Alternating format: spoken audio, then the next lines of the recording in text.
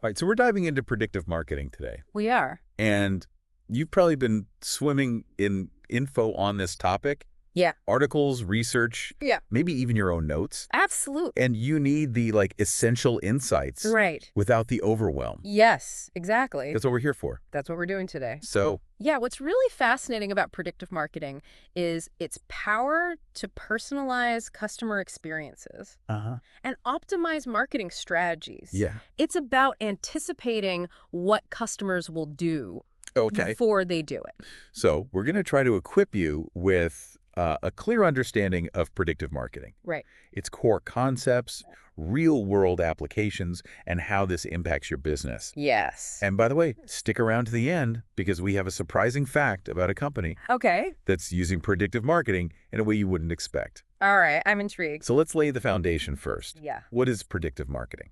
So predictive marketing leverages data, statistical algorithms, and machine learning to predict future outcomes related to customer behavior. So it's like a meteorologist Hmm. using weather patterns to predict the chance of rain, Exactly. but for marketing. Yes, exactly. Okay, I like that analogy. So, for example, we can use this to predict customer churn, Huh. identify potential high-value customers, Right. personalize product recommendations, Yeah. and optimize marketing campaigns. Wow. Yeah. So there are a lot of ways to approach marketing. Yes, there are. And I know that there are different philosophies out there. Yes. So how does this fit in with all that? So our source material actually outlines 3 key marketing philosophies. So? The product concept, Okay. the sales concept, and the marketing concept. Okay. So the product concept focuses on making the best possible product possible, Okay. assuming customers will naturally gravitate toward quality. Okay, so just make the best product and people will come. Right, exactly. Got it. And then there's the sales concept, and that prioritizes aggressive selling and promotion Okay. to push those products. So you're saying like going door to door? Well, yeah, kind of like that. Okay, got it. Um, More old school. Yeah, more old school. Okay. And then we have the marketing concept. And that one seems to be the most customer-centric of the 3. You got it. Okay. So this one emphasizes understanding Okay. the target market's needs and desires, and then delivering solutions that meet those needs better than the competition. So really knowing your customers. Yes. And what they want. Exactly. Oh. And this is where predictive marketing really shines because it allows businesses to really understand their customers on an individual level and anticipate their needs. So predictive marketing helps you get to that marketing concept. Exactly. It kind of brings it to life. That's really interesting. Yeah. So it's like the secret sauce It can. to really make that work. Yeah. So you can use the data to know your customers better, Right. to give them what they want. Exactly. That's powerful. It is. And that'll make your marketing much better. More effective. Yes. Go ahead. Let me give you an example that might surprise you. Okay. In-N-Out Burger. In-N-Out. Yeah. I love In-N-Out. Me too. Simple menu, Right. fresh ingredients, The best. super loyal customers. Yeah, they're legendary.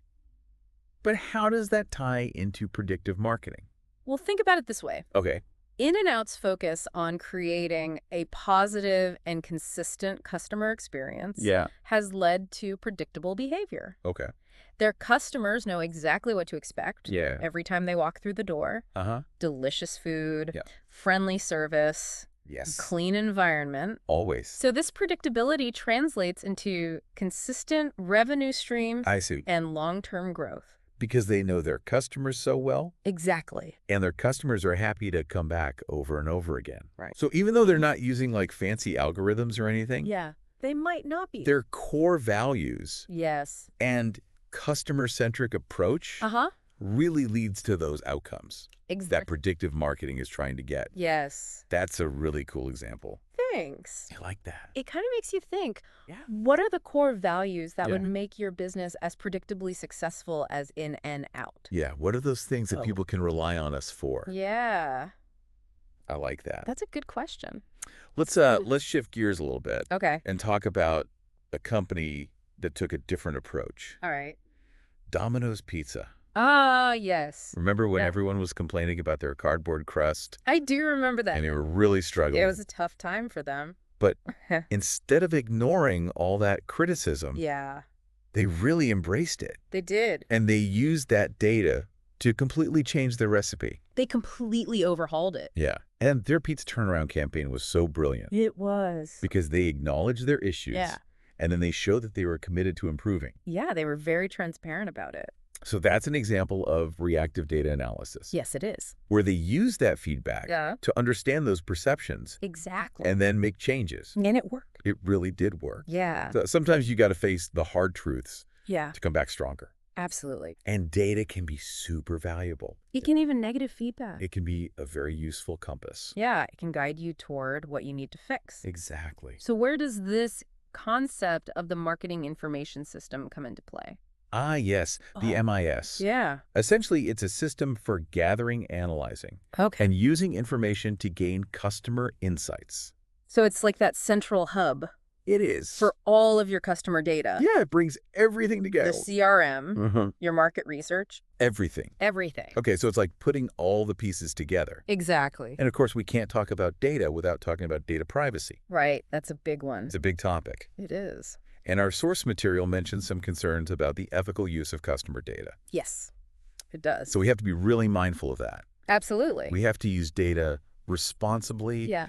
and transparently. Boy, transparency is key. It is. Yeah. Okay, so Yeah. you mentioned a company using predictive marketing I did. in a way that might surprise us. Yeah. Are you ready for this one? I am. Meredith Corporation. Meredith, Uh-huh. the magazine publisher? That's right. What? Yeah. I never would have guessed. I know it's not the first one that comes to mind. Right. But they've actually developed a very sophisticated system for Okay. gathering and analyzing data. Okay. They collect over 700 data points Damn. on each customer. Wow, that's a lot. Yes. What kind of information are they collecting? So think about it. Okay. They know which magazines people subscribe to, Uh-huh. which articles they read, Right. what products they purchase through those magazines, Right. what they click on in their emails, Got it. their browsing behavior on the Meredith websites. So they're getting a really clear picture. They're getting a 360-degree view Wow. of their customers. So they're not just blasting out those generic marketing messages. Yeah, isn't it? They're creating these really personalized experiences. Exactly. So they're targeting specific customers Yes. with content and offers Uh-huh. that are tailored to their interests and preferences. Exactly. This is like next level. It This is. is amazing. It is. So it's not just for tech companies Nope. and online retailers. It goes way beyond that. It can be applied across industries Absolutely. to understand and engage customers. That's the goal. That's really cool. Yeah. It's pretty amazing. I'm excited about They this. do. So we need to circle back to the data privacy conversation. Because with great power comes great responsibility. That's right. And we've seen examples where predictive marketing has kind of crossed the line. Yeah. There have been a few missteps along the way. Remember that story about Target? Oh, yes. How could I forget? Where they figured out that teenager was pregnant Right.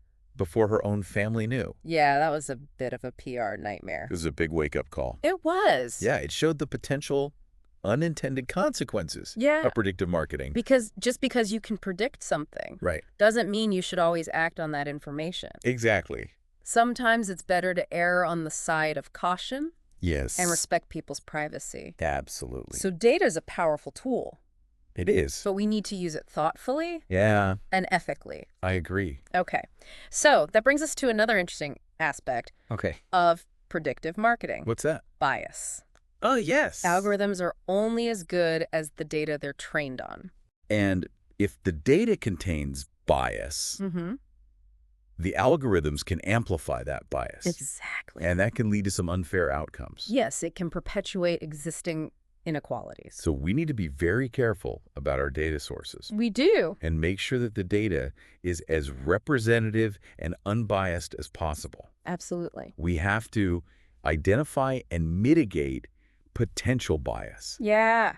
to make sure that predictive marketing is used fairly Yes, fairness is crucial for everyone. for everyone. This is a complex issue, It is. but it's really important to talk about. Absolutely. We need to have these conversations. Yeah, as predictive marketing evolves, Uh-huh. we need to have these open and honest conversations Yeah. about the ethical considerations Right. and the potential for bias. Exactly. Okay, so another critical aspect, Uh-huh. transparency. Yes. Customers have a right to know how their data is being used, They do.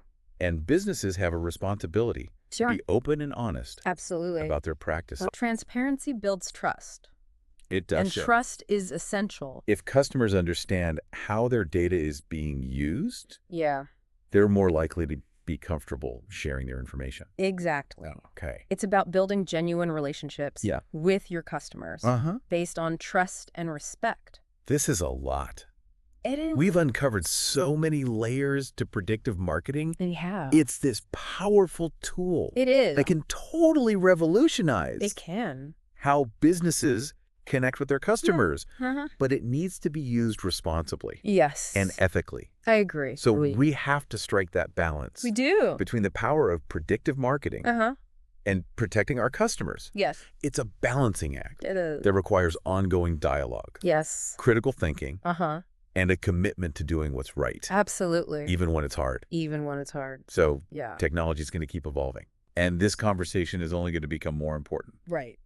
We have to stay informed. Yes. Engaged. And committed. To using data for good. To using data for good. Okay, so we've talked about Netflix and how they personalize the viewing experience. We have. But what about e-commerce?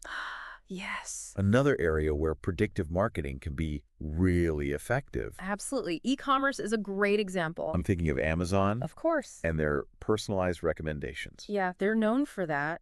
It's almost spooky. It is a little bit. How they seem to know exactly what I want even before I start searching. It's like they're reading your mind. Yeah. But it's actually their recommendation engine. Okay. Which uses all sorts of algorithms and data points to predict what you're most likely to buy. So what are they looking at? They look at your past purchases, your browsing history, your wish lists, even items you've rated or reviewed. Wow, so they're really taking everything into account. They are. It's like having a personal shopper. It is. Who knows me better than I know myself. Yeah, they really try to get to know you. That's amazing. It is. And it's not just about reminding me of things I forgot to buy. Right. It's introducing me to new products that I might love. And they're pretty good at it. They are. Yeah, their recommendation engine is responsible for a lot of their sales. That makes sense. Yeah. It's a testament to the power of personalization and the ability of predictive marketing to drive revenue. So beyond product recommendations, what are other ways that e-commerce businesses are using this? So they're using it to personalize the entire shopping experience from the moment you land on their website to those follow-up emails you get after you buy something. So give me some examples. So they're using predictive modeling to personalize search results, offer dynamic pricing, send targeted promotions, even recover abandoned carts. Oh, yeah. I hate when I do that. I know, me too. And then I get that email. And they're like, hey. Come back. Come back. And finish your purchase. Exactly. It usually works. It does. So it sounds like they're using predictive marketing to create a seamless and personalized experience. Yeah. They want to make it as smooth as possible. Okay. And it's all about anticipating the customer's needs and delivering a really relevant experience that will keep them engaged. So it's not just about selling more stuff. Right. It's about that deeper connection. It is. And building loyalty. Absolutely. I'm seeing how powerful this can be. Yeah, it's pretty powerful. So we talked about these big companies, Netflix and Amazon. What about the little guys? Yeah. Can they compete? Yes, they absolutely can. Really? Okay. In fact, I think predictive marketing is even more valuable for them. For smaller businesses. Okay, why is that? Well, they often have a much more intimate understanding of their customers.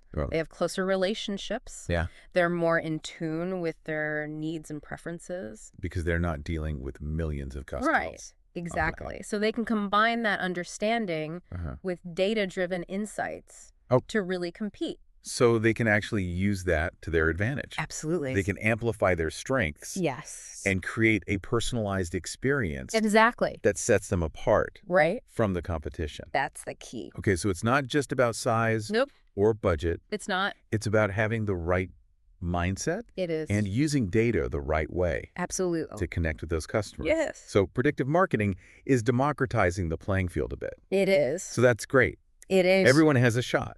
Everyone has a chance. That's awesome. It is. So it sounds like this is not just a trend. It's not. It's a shift. Yes. In how we approach marketing. It's a fundamental shift. Okay. From mass marketing to personalized marketing, from intuition to data-driven decision-making. Wow. Yeah.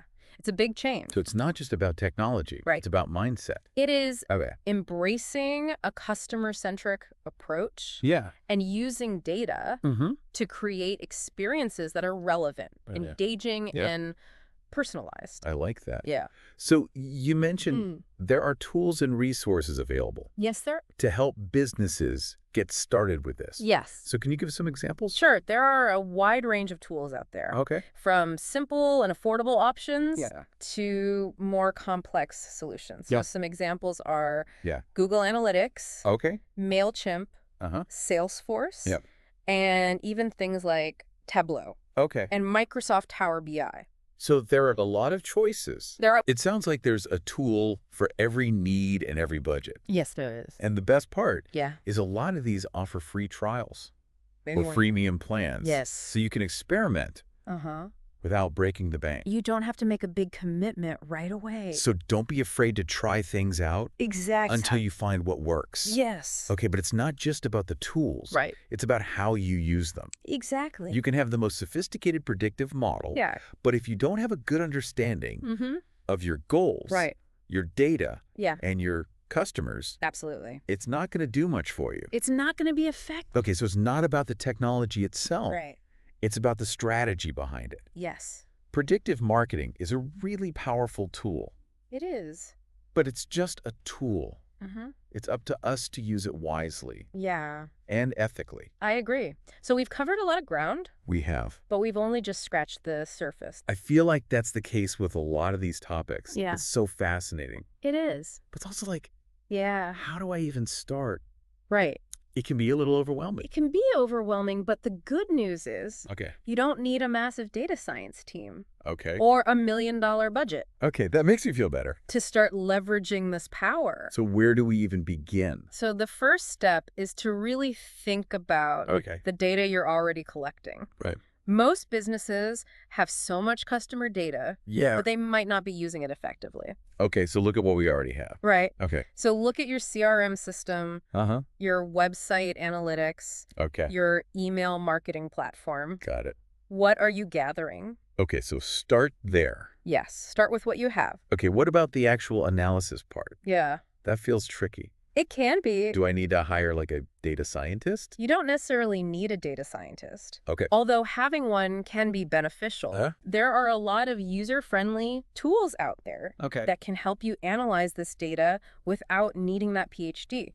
There are platforms with pre-built predictive models, data visualization tools, and even automated insights. Wow. So it sounds like even someone with like not a ton of technical expertise can start using this. Yes, you can. Okay, that's good. It is good news. What about the ethics part? Yes. Can't forget about that. No, we can't. Especially when we're just starting out. Right. So ethics should be a part of your strategy from day one. Okay. So it's not just checking boxes. It's building a culture of respect for your customers' data and privacy. So how do we actually do that? So it starts with transparency. Okay. Be really clear with your customers about what data you collect, how you use it, why you use it. Okay. Give them control. Empower them to make informed choices. So it's not just about the legal stuff. It's about doing the right thing. It is. Okay. And that can actually be a competitive advantage. Oh, really? Yeah. How so? Think about it. Data breaches are becoming increasingly common. That's true. Privacy scandals are all over the news. Yeah. Unfortunately. So when you prioritize ethical data use, you build trust and loyalty with your customers. That makes sense. So it's not only the right thing to do, it's good for business. It's a win-win. Exactly. So we should expect even more emphasis on ethics and transparency. Absolutely. Customers are becoming much more aware of how their data is being used, and they're demanding more control. Yeah. I think we've all become more aware of that over the last few years. Absolutely. Okay, so we talked about Netflix. We did. And how they personalize the viewing experience. We did. What about like the different types of predictive models? Right. And how they're being used in the real world? Yeah, let's dive into some specific examples. Okay, I like that. You mentioned earlier you were curious about how Netflix uses predictive analytics to recommend shows. I'm always amazed by how they seem to know what I want to watch. Right. Even before I know it. It's pretty amazing. It's like magic. It's like magic, but it's actually their sophisticated recommendation engine.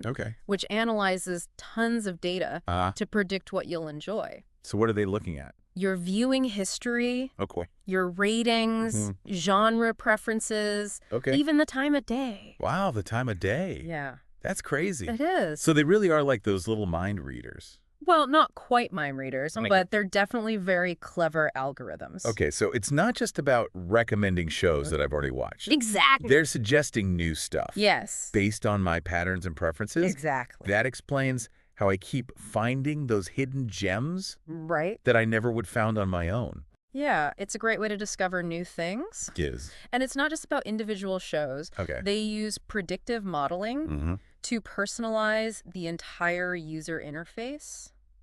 What do you mean by that? So, like, the order in which shows appear. Okay. The artwork they use to promote them. Wow, so it's a really holistic approach. It is. It's personalization. They're tailoring every aspect of the viewing experience. Okay. And it's incredibly effective. That makes sense. Yeah, their recommendation engine is really what keeps people engaged on that platform. So it's not just about selling a product or a service. It's about creating that connection, anticipating needs.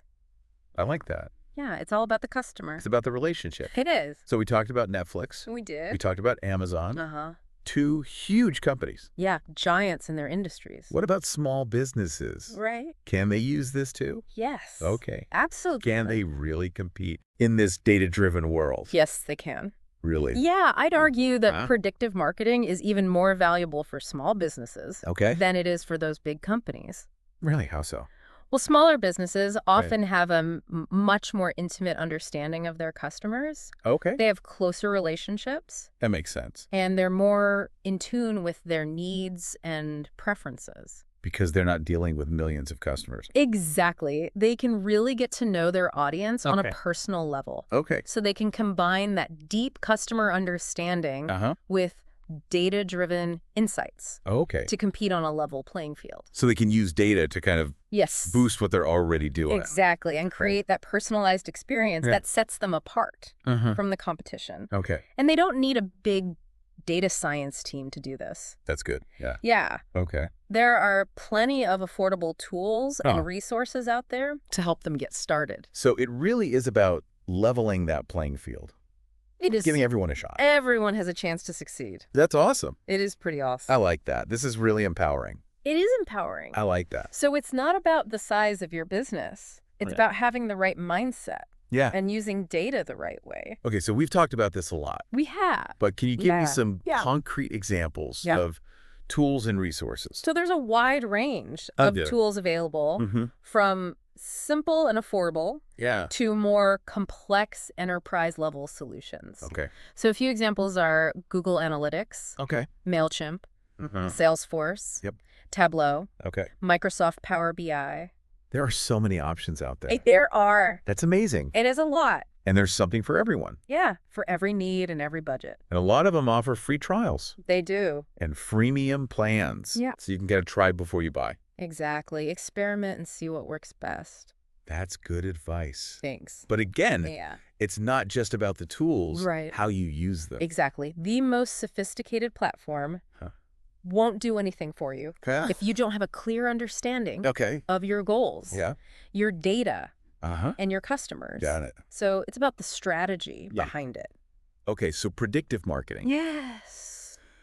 Powerful tool. Powerful tool. But just a tool. Just a tool. We have to use it wisely. We do. Ethically. Yes. It feels like we've been on this incredible journey. It has. Exploring this world of predictive marketing. A fascinating world. We've talked about the power of data, the ethics. Yes. And even some tips for getting started. Right. So much to think about. There is. As we wrap up this deep dive, what's like one key takeaway you'd want our listeners to remember? I think the most important thing is that predictive marketing is not just about technology. Okay. It's about people. It's about understanding your customers, anticipating their needs, and building those meaningful connections. That's a great point. It's easy to get so caught up in the algorithms it is. And the data. Right. But at the end of the day, it's about those human connections. It is. And that's what makes this so fascinating to me.